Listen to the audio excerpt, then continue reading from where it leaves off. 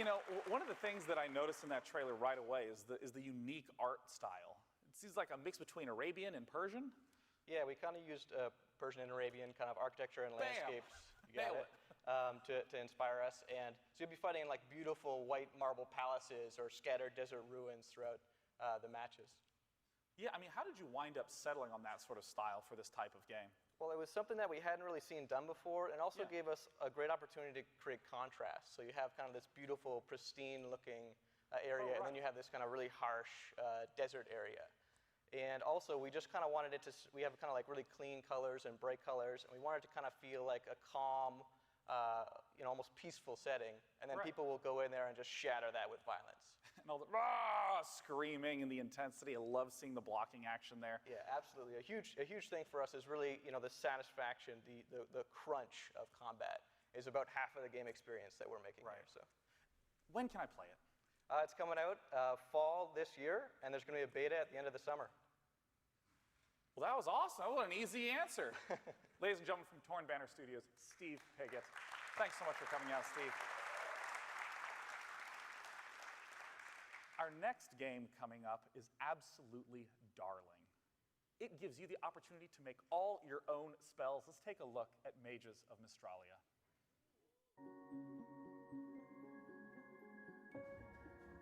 Mages can shape magic into whatever they want.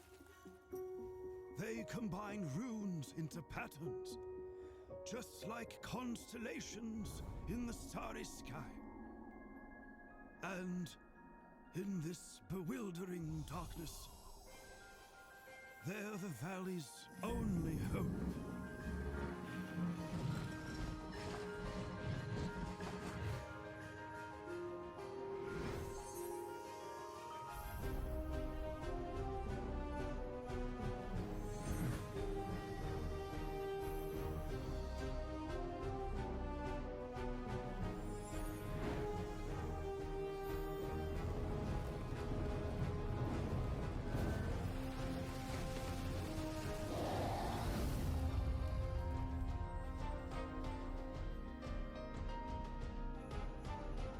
So, tell me, what spells will you create?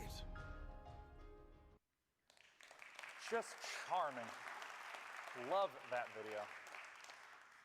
Coming up next, we have a new game mode for a game that really just surprises me the entire lifetime of a game called Warframe, where they snuck in 2013 and really without making that much noise, quietly crept up to being one of the most played games on Steam right now. Let's take a look at their upcoming game mode, Warframe Lunaro. My pupil, you have honored the Tenno, scaling the bone mountains of war. You have attained mastery, paid for in blood and suffering. But even the greatest warriors need a reprieve from combat.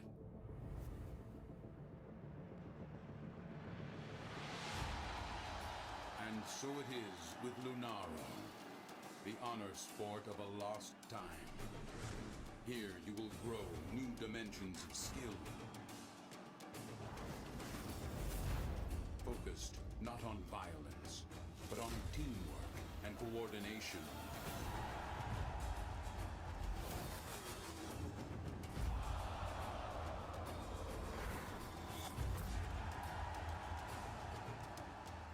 Your prize, not war spoils, but friendship and harmony.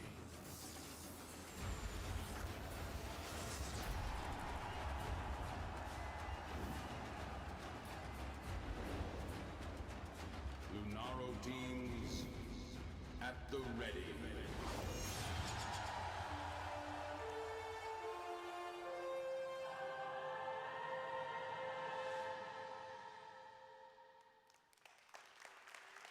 Well, as a huge fan of Rocket League, I kind of feel like I'm going to be a huge fan of that. Now, we're not done with upcoming announcements for Warframe. Do we have any Warframe players here right now?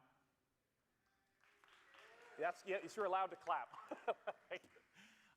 We have an exclusive giveaway for all sorts of upcoming goodies in this next video. Let's go ahead and take a look.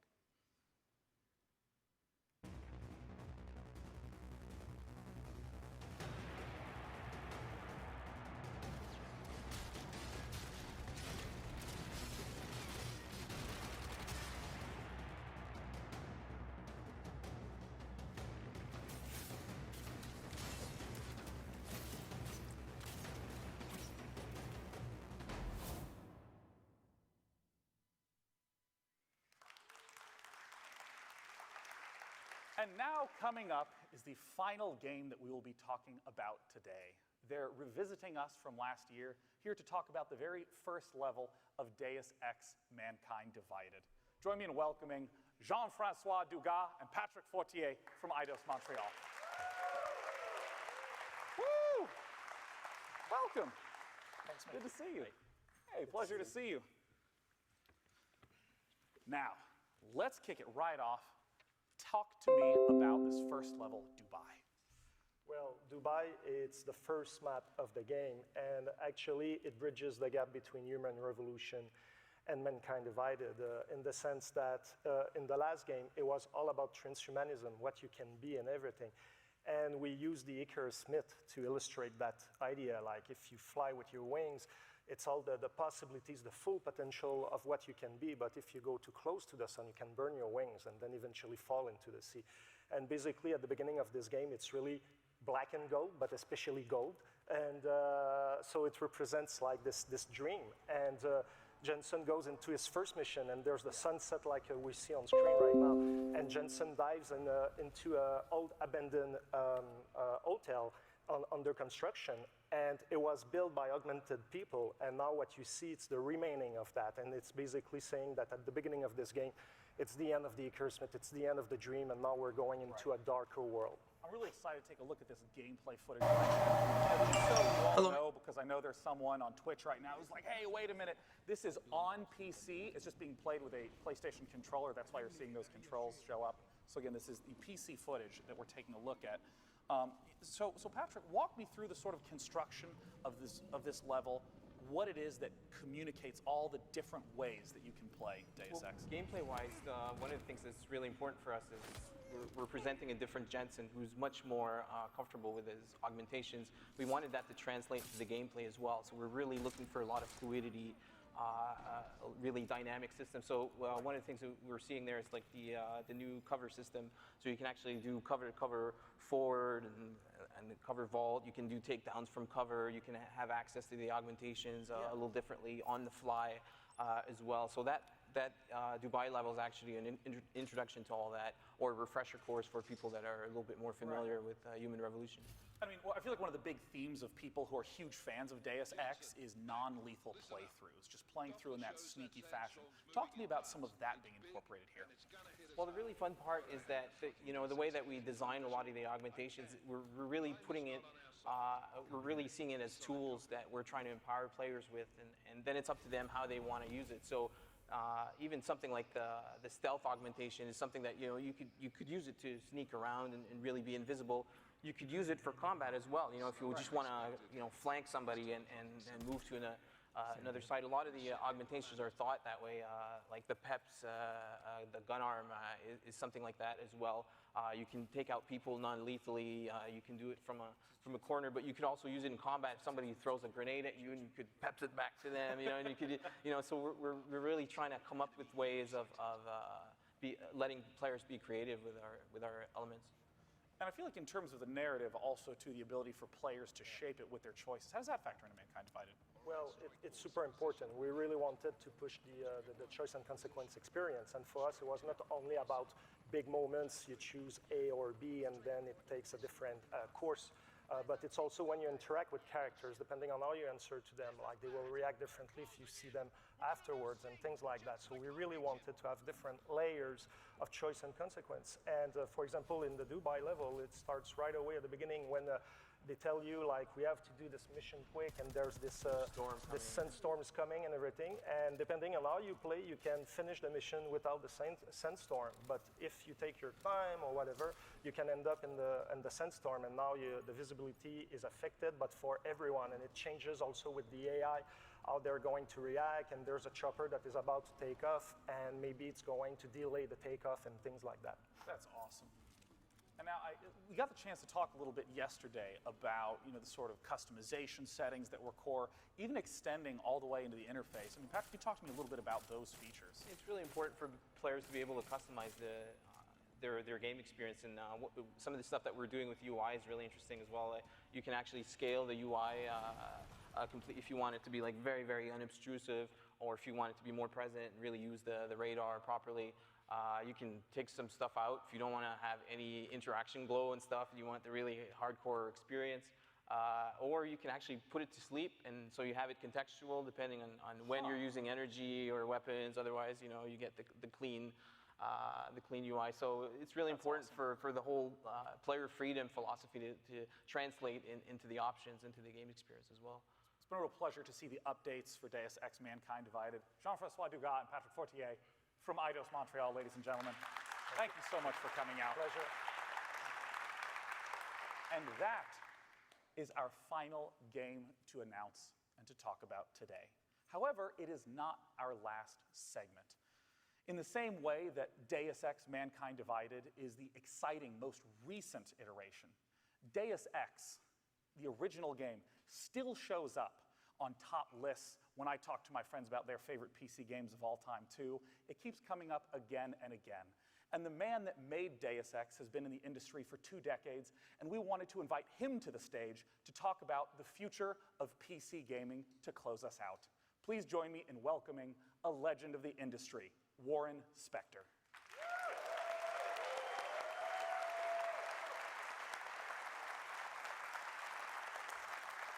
Okay, before I get started, it's been 3 decades in the game business, not just 2. And I want to thank the PC Gamer folks for letting me come out here and speak to all of you folks. I wish I had something to announce. You have no idea how much I wish I had something to announce, but I don't. So what I want to talk about today is the past, present, and future of the PC as a gaming platform.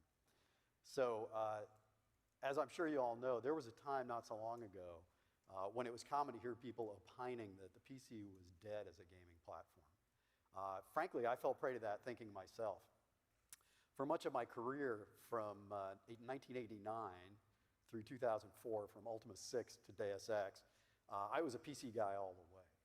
When we started working on Deus Ex in 1997, there was never a question what our target platform would be. The PC was it.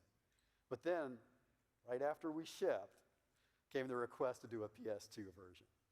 I should have seen what was coming next. When we started working on Deus Ex Invisible War and Thief Deadly Shadows, we had new marching orders. Those games would be developed for the Xbox. The PC version was, well, I probably shouldn't say this, but the PC version was kind of an afterthought, which some of you may have noticed. When we started working on Disney Epic Mickey, there was never a question. We'd be a console game.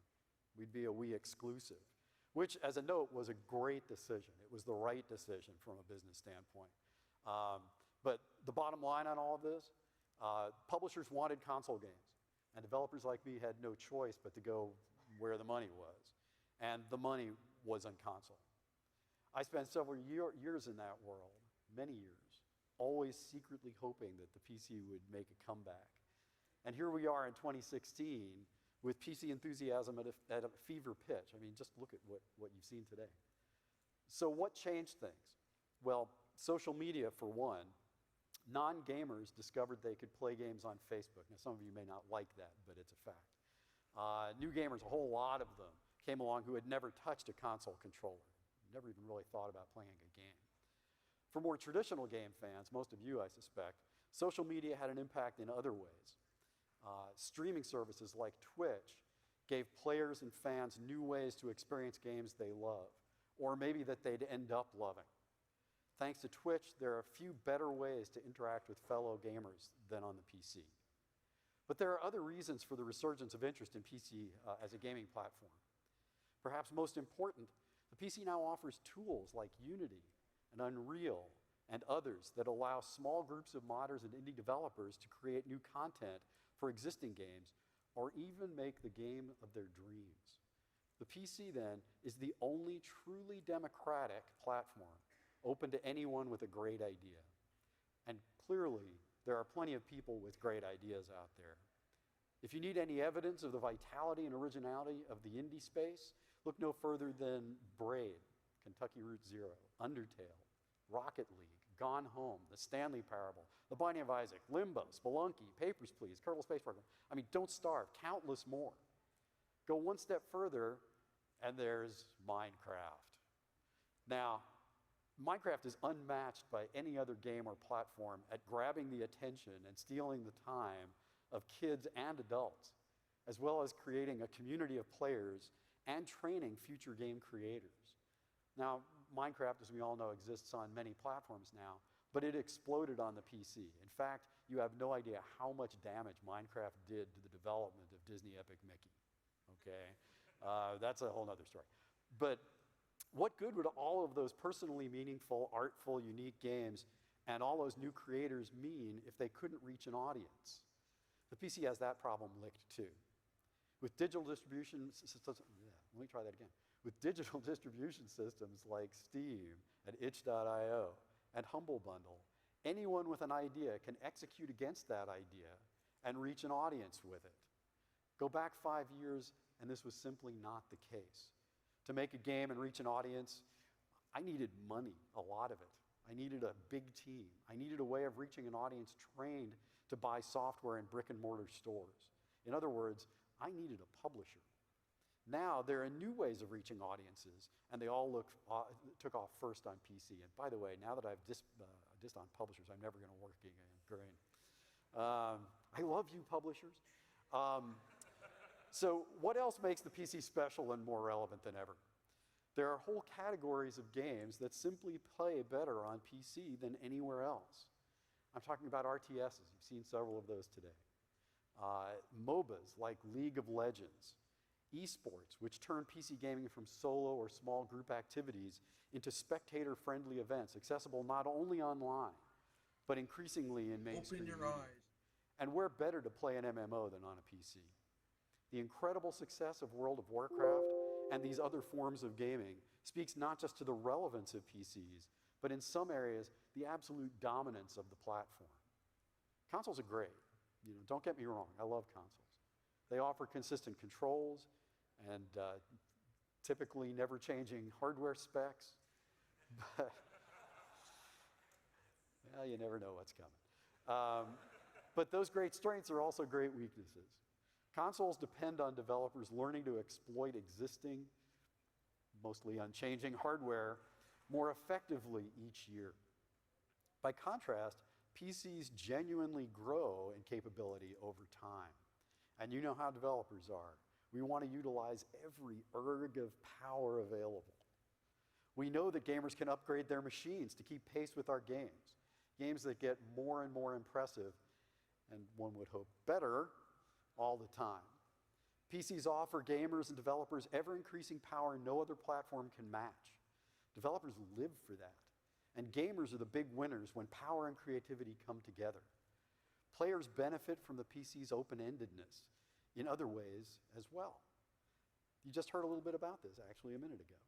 PC gamers have unparalleled capability to customize everything they want in their game, from graphical fidelity to personalized control schemes. The PC puts gamers in charge of their experience in ways that are unique in the world of gaming. The development of games has always begun on PCs. We develop on PCs. But beyond that, we're certainly not blind as developers to the resurrection of the PC as a player-facing platform, with plenty of us focusing on exclusive titles out already or on the way, or at least multi-platform titles that offer rich PC experiences along with console counterparts. Games like Star Citizen, Bard's Tale 4, Civilization 6, Might and Magic 7, Overwatch, Unreal Tournament, XCOM 2, new entries in the Shadowrun and Warhammer series, add-ons to World of Warcraft. And if I can be so bold, I've just joined a company called Otherside Entertainment, and the company I work for today is putting a great deal of effort into ensuring that PC versions of Underworld Ascendant and System Shock 3 offer terrific PC gameplay. So the PC is alive and well in 2016. In fact, you could argue that things have never looked better. The future, and I mean the near future, is one of 4K displays, motion and haptic controllers, virtual reality, augmented reality, and frankly, given the ingenuity of hardware developers and game developers, things we can't even imagine today. And where's it all going to happen first? On the PC, that's where. We live in a golden age, an age where anyone can make a game, where there's a game for everyone, where price points range from freemium to premium, and where there's a distribution method to meet just about anyone's needs. And right at the heart of these things is the good old PC. No, the great new PC, right where it belongs at the center of an ever-growing gaming ecosystem. So thanks for having me here. That's all I have to say. And here's to the great PC games yet to come.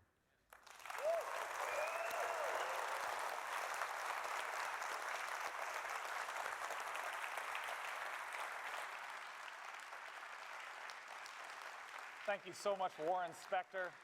That is the end of the official main PC gaming show. Thank you all so much for coming out. Thank you on Twitch for tuning in. Huge thanks to all of our partners that made this possible: Bohemia, Tripwire, GameForge, Frontier, Razer, and of course AMD and PC Gamer for putting this all together. This isn't the end of the content. The post-game show is coming up right after this. So if you'd like to stay in the theater or if you'd like to stay online, we would love to have you. Without any further ado, go forth and enjoy E3, and we hope you make a friend and play a lot of games. Cheers.